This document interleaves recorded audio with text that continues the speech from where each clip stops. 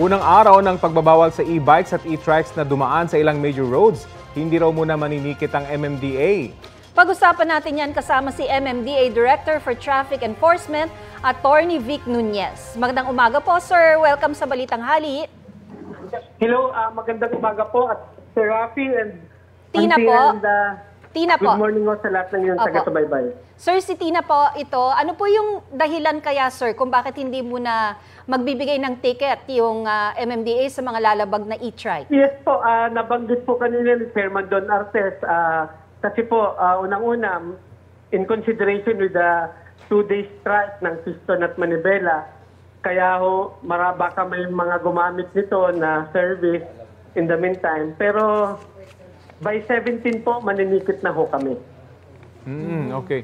Puntahan ko naman po yung pagre-repair sa may Sales Road, sa butas sa kalsada. Kailan po kaya ito matatapos? May coordination ho sila sa inyo? Actually po, may meeting ho ngayong hapon ang DPWH, Skyway, yung Maynilad, and other stakeholders.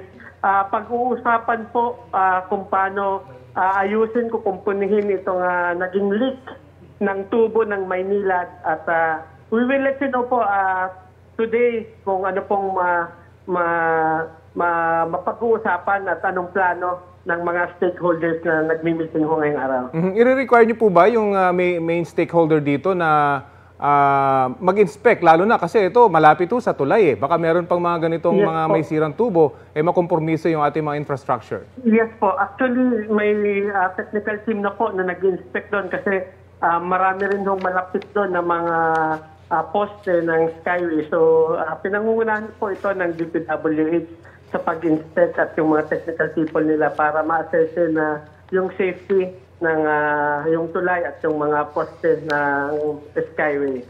Okay, sige po. Maraming salamat po sa oras na ibinahagi niyo po sa Balitang Hali. Thank you very much po, Sir Rafi. Good morning. Si MMDA Director for Traffic Enforcement, Attorney Vic Nunez. Kapuso, alamin ang maiinit na balita. Bisitahin at mag-subscribe sa GMA Integrated News sa YouTube. Sa mga kapuso abroad, samahan niyo kami sa GMA Pinoy TV at sa www.gmanews.tv.